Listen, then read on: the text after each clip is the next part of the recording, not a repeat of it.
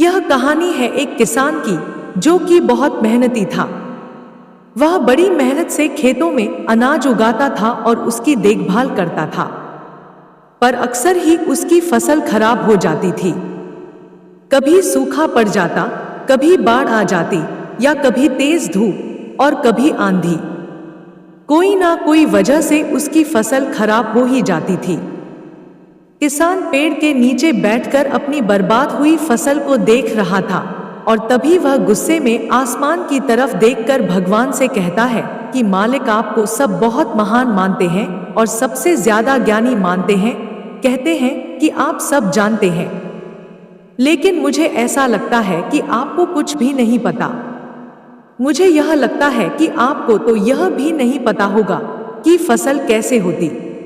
अगर आप यह जानते होते तो हर समय जो बाढ़, आंधी और तूफान आते हैं वह कभी नहीं आती।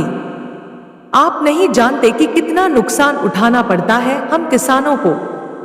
अगर मेरे हाथ में शक्ति होती कि जैसा मैं चाहूं वैसा मौसम हो जाए, तो फिर आप देखना मैं फसल को कितने अच्छे तरीके से उगाता हूं। तभी उतने में ऊपर से एक आवाज आई, ले मैं तुझे यह ताकत देता हूं कि आज से तू जैसा चाहे वैसा मौसम करके अपने फसल को उड़ा सकता है और अपनी फसलों की हिफाजत कर सकता है। एक दो दिन गुजारने के बाद किसने फिर से अपने खेत में गेहूं की फसल उगाई। अब किसान के पास तो शक्ति थी, वह जैसा चाहे वैसा मौसम कर सकता था। तो किसान ने आंधी, तूफान और बाढ़ कुछ भी उसने अपने खेतों पर आने नहीं दिया। किसान ने अपनी फसलों को बर्बाद होने से बचाया और उस साल उस किसान के खेत में ऐसी फसल हुई जो पहले कभी नहीं हुई थी।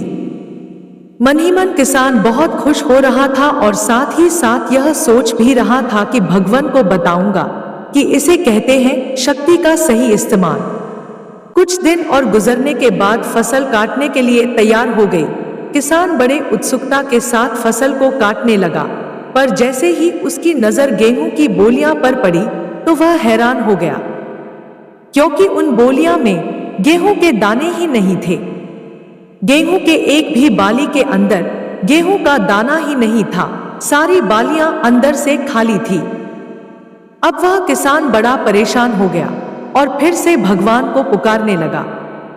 वह जोर जोर से चिल्लाकर यह कह रहा था, भगवान, शायद तूने मुझे कोई सजा दी है। तभी ऊपर से आवाज आई कि मैंने तुम्हें कोई सजा नहीं दिया है, बल्कि इसकी जिम्मेदार तो तुम खुद हो। तुमने अपने पौधों को संघर्ष करने का मौका ही नहीं दिया। ना तो तुमने उन्हें आंधियों से जूझने दिया, ना ही तेज बारिश से सहने दिया और ना ही धूप में तपने दिया।